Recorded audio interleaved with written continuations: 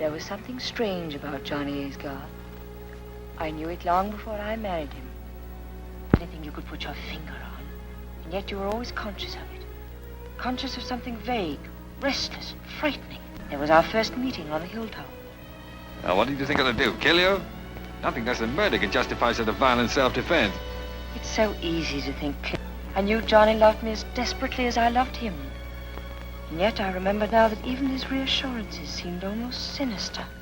I want nothing but to spend the rest of my life with you. And if you were to die first, If I were to die first. Welcome to another episode of Foreign Correspondence Deeper into Hitchcock podcast. My name is Michał Leszczyk and I'm joined as always by my co-host Sebastian Smoliński. Hello. This is a podcast in which we discuss Alfred Hitchcock's filmography, film by film, and we are trying, if possible, to bring in some Eastern European perspective, but basically our goal is to talk about the work of a director that we admire a lot, and we are in for a treat again. We are about to discuss Suspicion, a film from 1941 starring Joan Fontaine and Cary Grant. Joan Fontaine actually won an Oscar for the best performance in this film, and this is a film that came soon after the great success of Rebecca, which won the Oscar for Best Film of the Year, and also starred Joan Fontaine. So if you were a film goer in 1940s, year after year, you could see those films, Alfred Hitchcock's collaborations with Joan Fontaine, and the two films are actually in a way related in the plot and also some themes, but of course they derive from different sources. So at the beginning there was a novel, Before the Fact, and do you want to say anything about the roots of the film, about the roots of this particular project in Hitchcock's filmography? Maybe a few words, because RKO, which finally produced the film, purchased the rights to the novel in 1933, so 8 years before Hitchcock made this film. So once again, we have a pretty long process of adapting the original source, and what is interesting, I think, is that it was one of the few sources, one of the few books that Hitchcock adapted that he was actually fond of. I mean, he said it's a masterpiece. I haven't read the whole thing, so I won't give you more details today, but basically this story was pretty daring, and also it is a novel which has many elements which of course couldn't be translated to the screen in early 1940s, censorship wise. So it's one of these intense cases in Hitchcock's career when many years before Psycho and a few other movies, he actually had to navigate censorship pretty hard. So once again, you know, this common wisdom that novels can be more out forward and more openly talk about difficult issues is true, because movies cannot, and that's kind of what Suspicion is about: how to code it, how to suggest it, and how to maybe implicitly show something that is way above the common behavior. Mm-hmm. Well, let's remember that the original novel, which I also haven't read, but the synopsis is online, basically tells the story of a woman who suspects her husband of wanting to murder her for financial reasons. And in the book, she's right. I mean, the husband really wants to murder her, and this is his plan. In the film, and I'm giving a very brief synopsis of the whole issue, is the problem was that first of all, the role of the husband ended up being played by Cary Grant, and since Cary Grant's on-screen persona was of this charming, effervescent, nice guy, they decided to change the ending so that basically, in order to preserve the innocence of the Cary Grant character, so that all the suspicions that Joan Fontaine's character has in the film are unfounded. And this one crucial detail, while most of the plot was actually kept, but this one crucial detail is like pulling the rug from under everybody's feet, because in the light of this altered ending, in which actually the character of Grant is innocent, every single behavior by the female character needs to be classified as either hysteria or paranoia, or basically misreading the signals. So it's a fascinating example of basically of a text in which, replacing the final page renders all the previous pages, changes basically the theme. It's no longer a theme of somebody who actually has enough intelligence to recognize danger. It's a story about someone who invents the danger because of some psychological reasons. But it's a stunning reversal. Of course, Hollywood history is full of reversals like that. We could discuss some others, but yeah, Suspicion is basically this. It's a film in which Joan Fontaine spends the 100 minutes suspecting, first being ravished and by Cary Grant's charm, then suspecting him of some wrongdoing, and then finally, literally in the final minute, realizing that her suspicions were completely unfounded, and he was benevolent from the start, and and basically the problem is in her head. Or how do you want to correct this?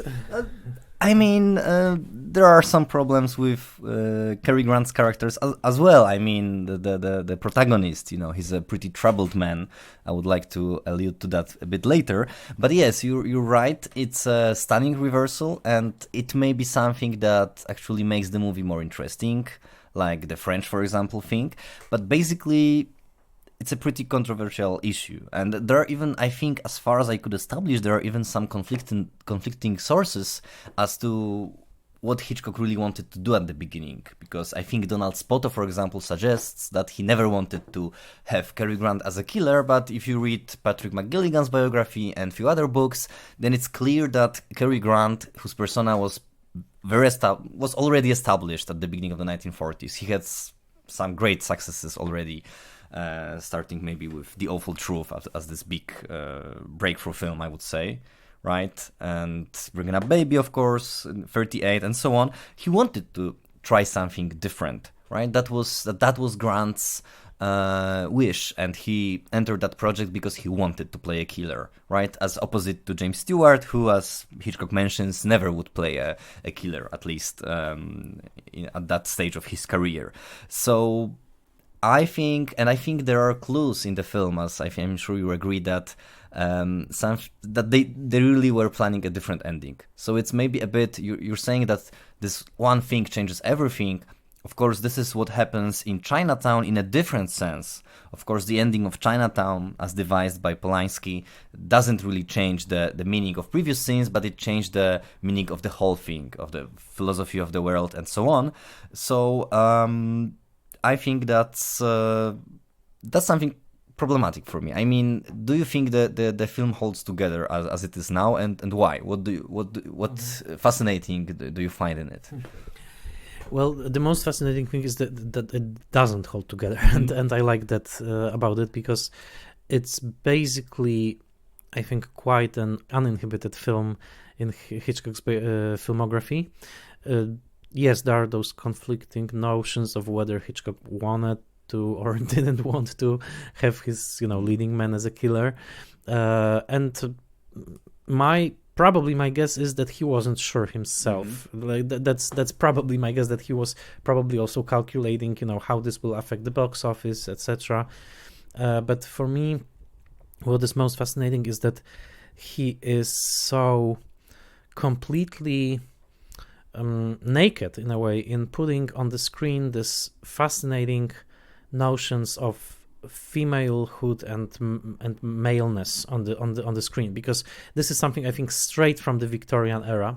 I was very, very surprised. There's a book by Paula Marantz-Cohen called Alfred Hitchcock: The Legacy of Victorianism, and I checked it to see if there's an interpretation of Suspicion, because I think it's such a Victorian film, but there isn't. I'm very surprised and disappointed. Otherwise, I guess the book is very interesting. But for me, yes, it's this this female character which basically contains every single prejudice that Hitchcock had about women, and at the same time is completely revered as a woman that Hitchcock admires. I think that there's a completely contradictory, like a entanglement of feelings towards this female character. That on one level he wants to humiliate her, he sees her as this sort of mousy figure that needs complete sort of refashioning of her hair and attitude, and she seems to be so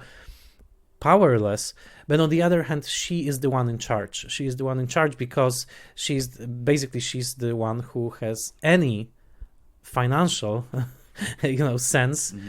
She scorns her newlywed husband for his completely irresponsible way of spending money, because it turns out that Cary Grant's character is a child, as she says, that he's completely childish in his approach to money, to wealth. And it's fascinating to me that for the first 20 minutes or so, the film seems to be completely on the side of Cary Grant's character, and it seems that it's her who needs his sexual awakening in a way. But then it turns out that after the sex happens, because they marry, so the sex definitely happened, that it's a complete reversal of order, that it's her who actually is the reality principle. It's not his sexual adventurousness that is the reality principle in the film. No, it's her level-headedness about the rules of life, the responsibilities, the financial responsibilities. And I really think that her fears about him are completely justified, because he is, even if he is not a killer, he is a completely irresponsible person. And I think that Hitchcock, who, as we very well know, probably throughout his life wanted to be a playboy, wanted to be, this suave Cary Grant character that, can seduce a woman simply by dropping a line or making a joke. I think, he injects the Cary Grant character with all of the charm and all of the crazy notion of life as a continuous adventure, basically, which we love about him in screwball comedies of late 1930s. But then he brings in this sort of civilizing presence of a woman. It's very interesting if you compare this film with the Philadelphia Story, which was made 1 year earlier, is that in the Philadelphia Story, the film scorns the character of Tracy Lord because she wants to be too controlling and too responsible towards the character of Cary Grant, who, by the way, is an alcoholic. And the movie basically says no, you the woman, you are trying to be too controlling of him. You try to kill his life force, like his energy. In this film, it's completely the opposite. I mean, he needs this civilizing principle because otherwise he would, spend all the money and completely destroy their life. So in those contradictions, I think the movie is fascinating. And after last thing I will say is that it's a comedy. I think it's a comedy. It was written mostly by Samson Raphaelson, who wrote brilliant scripts for Trouble in Paradise and Shop Around the Corner around the same year. So I think it's a brilliant comedy of manners, I would say. And if I would suggest that one director who could fully remake this film nowadays would be someone like Pedro Almodovar, like in the vein of those crazy comedies of his, because the film cannot be taken seriously, I think. Yeah, I agree. And what you say about the heroine, it's very interesting because my fiancée, she's often saying that she doesn't understand jokes sometimes, that she's too serious. And this is exactly what Joan Fontaine is saying in this film several times when the Cary Grant character is with this character named Beaky, I think, right? The one who dies after drinking bourbon, I think, finally. In Paris, and she says that I don't have a sense of humor, so there's some kind of self-consciousness about her, that she doesn't participate in this comedy, as you mentioned that, and this split you are talking about, the split between being actually worried about this husband, who for me he's an addict. I mean, it may be a bit ahistorical, but for me that was a great portrait of an addict, of a gambler, and of a bipolar person. And maybe yes. So I realize it's a bit ahistorical and we cannot diagnose film characters, but I I had some kind of shivers, when there are like the supposedly innocent scenes when he comes back with these gifts, and it's supposed to be fun and everyone gets something, and I had shivers because this kind of behavior really kind of makes me anxious, like this utter irresponsibility, and we have many consequences of that, right? It's not that he's irresponsible and he has a lot of money. He doesn't have any money at all, plus he's irresponsible. So that's a kind of a deadly mix. And she doesn't, so as I mentioned, Joan Fontaine character, she's not, let's say, part of this comedy. And Tania Modleski, one of the classic Hitchcock scholars, feminist scholars, she points to the split in Suspicion, and I think she's right in many respects. The split between comedy, which she associates as a male genre, although that's probably debatable, and this Roman Gothic side of the story, right? This Roman Gothic side, you mentioned Victorianism, so it's probably in the similar vein. And there is this famous essay which she quotes the title of this essay: "Somebody is trying to kill me, and I think it's my husband," right? It's a classic essay about Gothic literature. And I think in movies like Gaslight, for example, right, we have a similar theme. And in Gaslight, these women's feelings turn out to be true, right? So that's another reference point. So I think there is this split, and you cannot treat it differently than as a comedy, I agree, in a way, although, as I mentioned, it also gives me shivers. When it comes to the change of perspective, which you mentioned, and I think you're very right, what is striking is the opening of the film, which I love. I think it's brilliant. It's 1941, and Hitchcock opens the movie with a blackout. We don't see anything, because then we realize we are in a tunnel, in a train, and we just hear Cary Grant's voice, and it starts like another screwball comedy, right? Oh, excuse me, you are here in this compartment, I didn't know. No, is this your leg? Yeah, is this your leg? Exactly. So I think that the opening is brilliant, and then we get a pretty, maybe not nasty, but pretty direct point of view shot when he's scanning Joan Fontaine, right? So at the beginning, the film establishes Cary Grant as a sort of a leading figure, also because we see Joan Fontaine through his eyes. Of course, a bit later we see Cary Grant through her eyes. So they both have subjective shots. But then, kind of, Cary Grant disappears from the horizon. So I was a bit surprised to discover that Hitchcock was actually rooting for Cary Grant as the real star of this film. That he didn't care that much for Joan Fontaine because he already trained her when they were doing Rebecca, right? Because Cary Grant disappears, he appears in just several other scenes, actually. I had a bit of a feeling that he's just a bit like Anthony Hopkins in The Silence of the Lambs, which, like, his presence permeates the whole movie. Of course, he's not as sinister as Hopkins, but actually, I think maybe some fans actually counted the minutes of on-screen time of Cary Grant in this film, because I would say it's around 20 maybe out of 100, maybe 30. But the rest of the movie is from perspective of Joan Fontaine, and there are these small elements that were left from the previous versions of the story, because I mentioned that this book, the novel that it's based on, was pretty scandalous, we could say, and Cary Grant's character was philanderer. For example, he had a romance with the maid, and this maid she is in this film. Of course, they don't have any sexual relationship at all, but he gives her this mink stole in one of the scenes. And when you think about it, it's a bit strange that he's giving her maid, this kind of a gift, pretty luxurious gift, and I would say very feminine gift, right? It's not a box of chocolates or a book or, I don't know, something to clean the rooms with, but it's a mink stole. So there are like this leftovers of this more sinister Cary Grant in the film, and still I think there's at least one element when this change of the ending doesn't really, you mentioned it doesn't hold together, but for example, this small detail when she's calling when she thinks he may be in Paris and he may be the killer of this friend, she's calling the club, right? And in the club they say that he wasn't there, and then when he comes back, he says that he was there. So it's a fact, right? He wasn't there, he's lying. But then when we have this resolution, supposedly he wasn't lying, at least in this respect, right? So we see it's contrived, it's fake. It doesn't really hold together, even of this most basic level of continuity and plot coherence.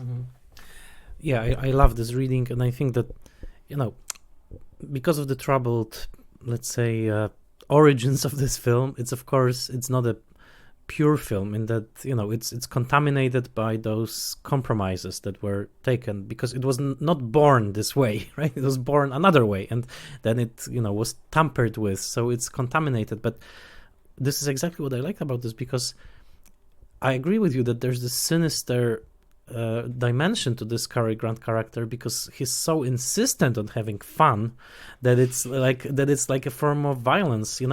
He says to her, those words which would today be even more shocking, when he says, like, you're the first girl who, when you say yes, you really mean no. When you say no, you really mean no, something like that, right? So in today's context, that would be even more scandalous. But the problem is that, in Hitchcock's films, we had so many jokes, those misogynistic jokes about those, old maids in glasses, and those unflattering shots of those women who he constantly makes fun of. But here he sort of gives this woman, this figure, he gives it an inner life, and ultimately I think he's more on her side.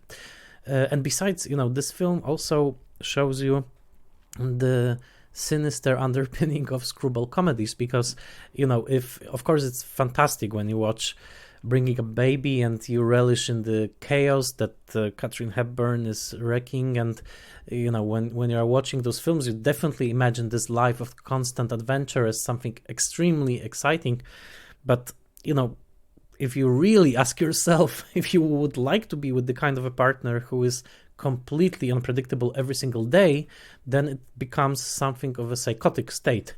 And in this film, I think the psychosis comes out, the hidden psychosis of the Cary Grant persona. And you really have to ask yourself, would you like to be with a person like that, who is constantly charming, who constantly, even though there's no money, relishes you with those gifts? Exactly as you said, it's a little bit sinister. And for me, when I was watching this, I thought, okay, had he found his match in her, like what kind of a couple would they be? For me, they would be a self-destructive couple in the vein of Leaving Las Vegas or Days of Wine and Roses, that they would simply like drink themselves to death. Yeah. She's the one who drink, or they would amuse themselves to death, basically. She's the one who brings in like some sense into this whole situation, and it's very funny. It's almost like a comedy of reality principle, I would say, in this way. That's a great definition. Also, I'm thinking of Panic in the Needle Park as another film about self-destructive couples. That's definitely there. Also, I think what is pretty interesting about this film is the changes of style, because you mentioned that Suspicion is it's a bit like Rebecca, and it was often received as this remade Rebecca. Some people said it's even better than Rebecca, right? But in Rebecca, we're entering this Victorian, this very stylized world from the very first shot, right? The opening shot, the traveling towards Manderley, right? And this eerie voice of Joan Fontaine. Here, I think it's also a conflicted film on the level of style, of visuals, right?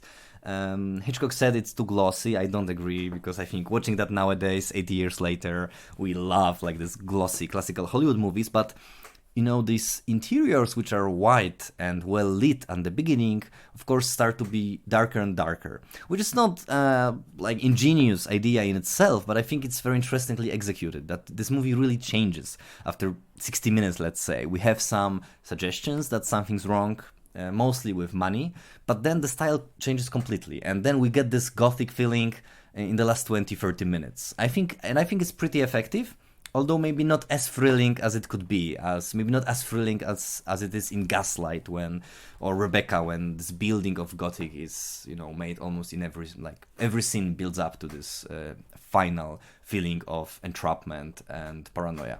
Absolutely, and also what we could And this is also, again, this is one of those inconsistent Hitchcock films that I enjoy, like Rich and Strange, that's so strange that you enjoy it. So also what's important to remember is that it had, of course, this troubled history with the scripts. There were scripts written that were closer to the novel. One of those scripts actually is published. It was written by Nathaniel West, who is most famous for writing the novel The Day of the Locust, but also he wrote a full script based on Before the Fact. He was commissioned to, and you can find the script in the Library of America edition of Nathaniel West's writing. And I didn't read the whole thing, but I read the ending, which which has the Joan Fontaine character actually killing her husband as he is handing her the poisoned glass of milk or something, and as he's dying, he says to her, "Monkey face," and Ellen says to him, I'm so sorry." And the last sentence that Tony says to her is, "Lay you 3-1, it's a boy." So he makes a bet on the sex of the child that will be born. So she's pregnant, and so I bet it will be a boy. These are his last words. And there was also another ending suggested in which she knows that he is a killer. He brings her the glass. She loves him so much that she drinks it knowingly. But at the same time, before she dies, she hands him a letter, which is basically an indictment of him, because the letter contains evidence that he killed her. So, and then he drops it into the mailbox after killing her. So basically, he killed her. She knowingly allowed him to kill her, and then he unwittingly indicts himself by sending the letter, which is a little bit like the ending of Kind Hearts and Coronets. So that was one possible ending of the story. And I just want to add that it's also, I think this ending was revived last year in Promising Young Woman. Oh, right. Yeah, this trick. Yes, yeah. Exactly. Yeah, exactly. That's true. That that basically the victim puts in motion a machine that posthumously will bring her detractors to a bad end. But also let's add that this production was even more troubled. Not only several versions of the script, but also I think it's very interesting, and I wonder how traumatic was that for Hitchcock. How important the fact was that his movie was at one of the stages of the production. It was cut up to 55 minutes. The movie was like sliced. 45 minutes went out because the one of the overeager producers, RKO, Top Brass, was changing at the time, and one of these producers wanted to cut all the scenes which were giving the suggestion that Cary Grant may be Sinister. So it's like basically it doesn't make sense. Like even more, right? Yeah. When you try to cut it. So Hitchcock was, of course, terrified, but he convinced them to restore the Hitchcock cut. But it's a bit like the Magnificent Ambersons, of course, toutes les proportions gardées, right? Yes, and of course you could write, and definitely there were written long essays about the subjectivity in the film and the approach to paranoia, because if she's paranoid, then why the movie has to be paranoid too, right? Like, why should Cary Grant in a way that suggests, that he's the murderer? Why the famous example of lighting up the bottle, the glass of milk so that it glows because it's so sinister? Well, that's an interesting question. So if she's paranoid, why we have to be paranoid too, right? But that's a question I think that Roman Polanski will tackle a little bit in Rosemary's Baby, because that's a similar case in which he didn't like the ending that actually confirmed that yes, there was a satanic conspiracy against Rosemary. So he created the whole film so that it can be read both ways. But then in the last scene, he sort of clinches the deal by showing this satanic Sabbath and showing this one single shot of the eyes of the baby. But it's a similar case. The whole film is sort of like, is she crazy or is she not crazy? The subjectivity is really the stakes. And here some of the scenes are simply so ridiculous. The moment when he takes her hair and he arranges it into the stupid hairdo, with the braid sticking out like a horn. you have to think, like, what was Hitchcock thinking? Like, is he making fun of the actress because she looks stupid, or is he making a comment on the Cary Grant character? We know that Hitchcock liked to humiliate his actresses, right?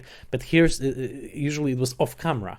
Here it's like an on camera humiliation. She looks ridiculous in this hair. So I don't know what to make of this scene. It's very, very weird. And then comes this character of, what was the friend's name? Vicky, you know, like this jolly old chum sort of, who says all jokes like, oh, this is how he is. Don't change him, you know, he's my good friend, he's a jolly old chap. You know?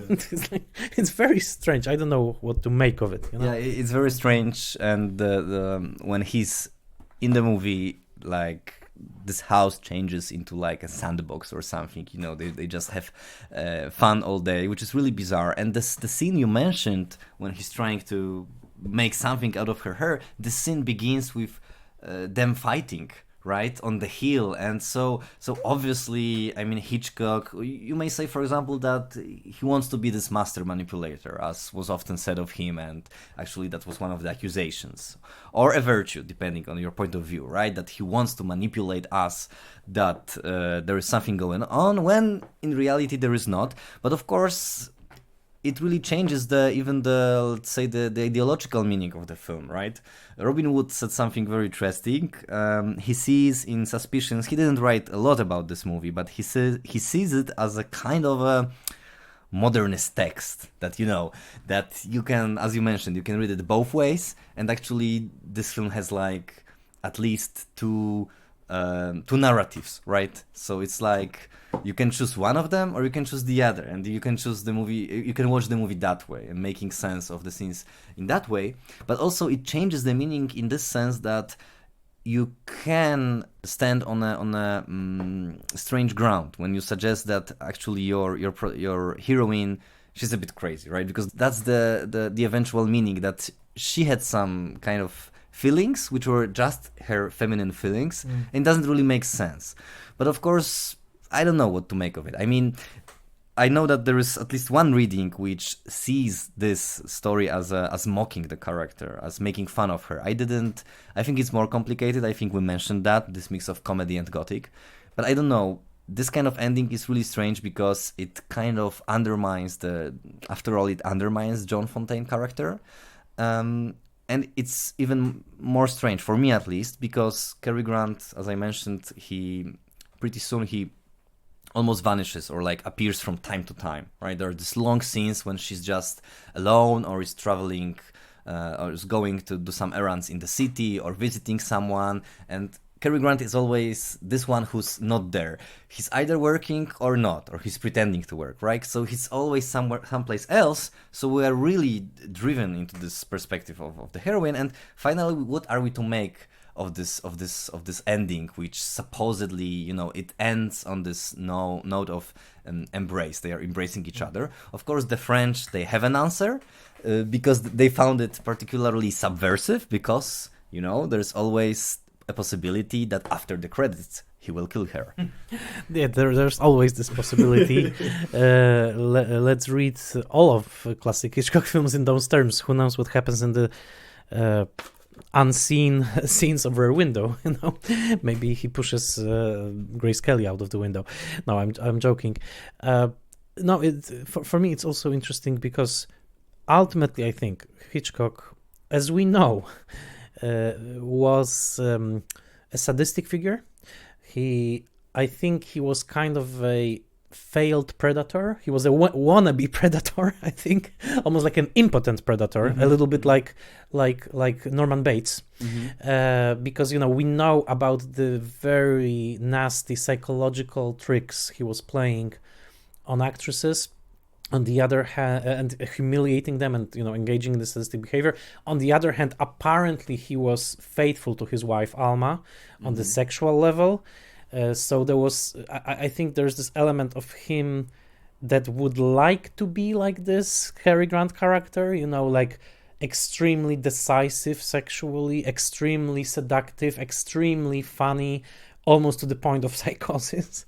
But I think deeply Hitchcock is identifying with the Joan Fontaine character. He may call her crazy, he may make fun of her, but I think his own self is much closer to this woman, to this suspicious woman, because also I think as a Catholic he was very suspicious of pleasure itself. Like if it's too pleasurable, then probably it's wrong. So her reserve is almost like this. This man is too much fun. Like I have to be very careful because he's too much fun. And so basically I think that Hitchcock, as troubled as this film is, I think he has feelings of identification with the woman in the film. And almost he's like saying that, she might have been wrong, but really she is right. Like this is my take on it. I don't know if he would admit it himself, but I think that yes, he was much closer to her character than to his character. Another way of this, another incarnation of this dynamics will be in Marnie.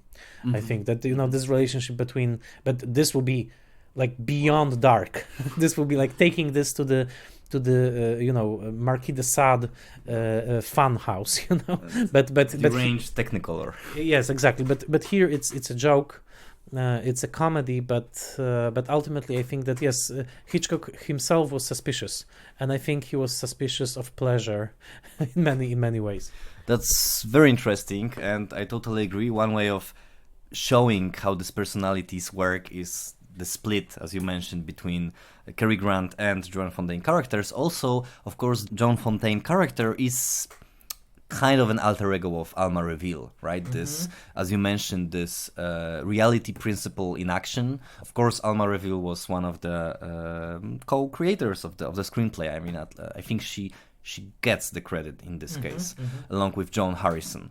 So yes, and when it comes to analyzing this twisted, a bit scary and repressed Hitchcock persona, I think a book which is really fascinating, and I would like to give it some more time and maybe mention it in one of our future episodes, is Hitchcock's Appetites by Casey McKittrick, who reads the all of the Hitchcock movies and actually Hitchcock persona based on his interviews and so on, and his TV introductions from the perspective of the body, or perspective of a fat man, of man who's obese and who has problems with food and with sex, right? I mean, I think McKittrick mentions that actually it's pretty well established that Alma Reville and Alfred Hitchcock, they didn't have sex almost. And of course they had a daughter, but early on, but except for that, I mean, it was kind of a chaste marriage. Yeah, chaste marriage. So that also gives you another perspective. Of course, I think I'm always a bit reluctant to talk about this stuff because it's verging on gossipy, right? But after all, we have so many sources, and it's part of this career of this character. And when you think about it, I looked into Otis Ferguson's review. I'm researching Otis Ferguson right now, and what is interesting about Ferguson, of course, next to the fact that he was probably the founding father of American film criticism, is that he discovered Hitchcock very early. And this is something really awesome. When you read his reviews from the 1930s, he was a fan of The Man Who Knew Too Much. And then he reviewed many subsequent Hitchcock movies. He also reviewed Suspicion, and, it's sensibility of the time, right? He wants to be funny. Ferguson wants to be funny, and he begins the review with, "Oh, this time the fat man didn't deliver," or something like that. But this phrase, "the fat man," appears in 1941. It was so much part of the Hitchcock persona, which is a bit sad and unsettling. And he didn't like the film that much because he thought, of course we didn't mention that, but his reading, Ferguson's reading, was that this ending was part of catering to box office. That he thought that Hitchcock wanted to make something more marketable by not showing Cary Grant as a killer, and he was a bit terrified that Hitchcock will lose his great touch. In 1941, that was Ferguson. This is fantastic. I need to read this review. So yeah, I guess I don't have anything more to add. I like this film because it's strange. It cannot be mistaken for a Hitchcock masterpiece because these are quite well recognizable, I would say, when you see that something was so perfectly conceived that, like Rear Window or even Psycho. But here, or 39 Steps. But here I think it's a gorgeous mess. it should be. I think it's ripe for rereading. It's 80 years old, and around the themes of Me Too and sexual violence and general asking of questions in terms of male and female portrayals. I think this is a film that's definitely, of course, not of today, but it shows some fascinating contradictions. So I would say I definitely recommend it, and I plan to read the script by Nathaniel West, and I like Suspicion. Yes, definitely. I would also add gaslighting as a word which is pretty en vogue right now, especially after the recent premiere of Invisible Man. I think that's the title of this remake, which isn't very good, but people find it pretty progressive. So anyway, also the last thing I want to mention is to encourage those of you who haven't seen Suspicion. It gives you this strange feeling of one of your favorite leading men doing something, strange, sinister, suspicious, dark. I had this kind of feeling only once, I think, when it comes to classical movies, in Christmas Holiday by Robert Siodmak, in which Gene Kelly plays this, I don't remember if he's murderer or supposed murderer. So once again, you take this figure who's all sunshine and love and fun, and there are these dark tones. I think it's very powerful. It happens nowadays more often in contemporary cinema, so it's even more striking in old movies, in classical cinema. Right. Well, nowadays the chief scenario is that somebody plays a lovable character and then becomes a villain in real life. So their life is imitating art. Okay, well, we hope that you enjoyed this episode of Suspicion, and next time we'll talk about Saboteur, which is a wartime thriller with a very captivating sequence involving the Statue of Liberty, but this is next time. Please like us on Facebook, please follow us, please share the news about this podcast. We hope that you are enjoying the episodes. We are almost midway in our Hitchcock Odyssey, and this was the latest episode of Foreign Correspondence. Deeper into Hitchcock.